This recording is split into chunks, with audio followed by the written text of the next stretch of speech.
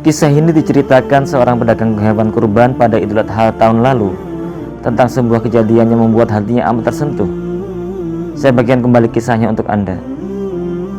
Seorang wanita datang memperhatikan dagangan saya, katanya. Dilihat dari penampilannya sepertinya tidak akan mampu membeli. Namun tetap saya coba hampiri dan menawarkan kepadanya. "Silakan Bu," kata saya. Lantas ibu itu menunjuk salah satu kambing termurah sambil bertanya, "Kalau yang itu berapa, Pak?" "Yang itu 1.700.000, Bu," jawab saya. "Harga pasnya berapa, Pak?" tanya kembali si ibu. 1.600.000 deh.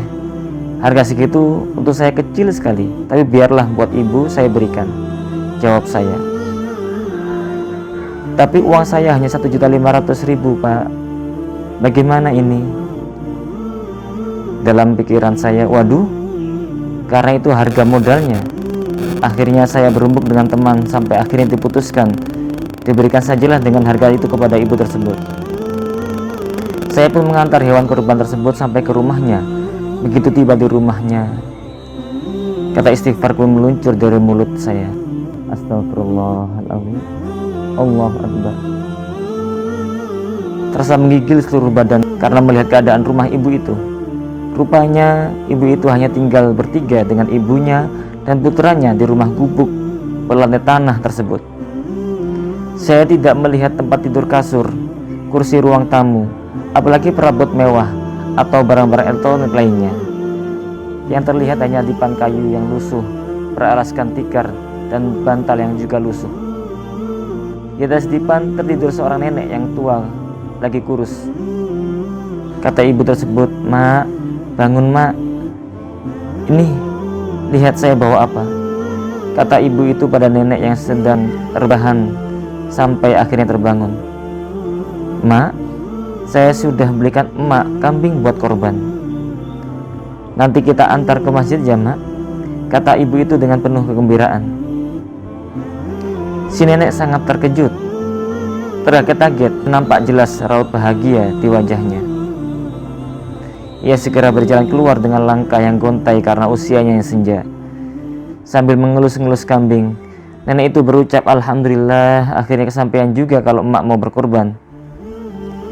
Nih Pak uangnya, maaf ya kalau saya nawarnya kemurahan, karena saya hanya tukang cuci di kampung sini.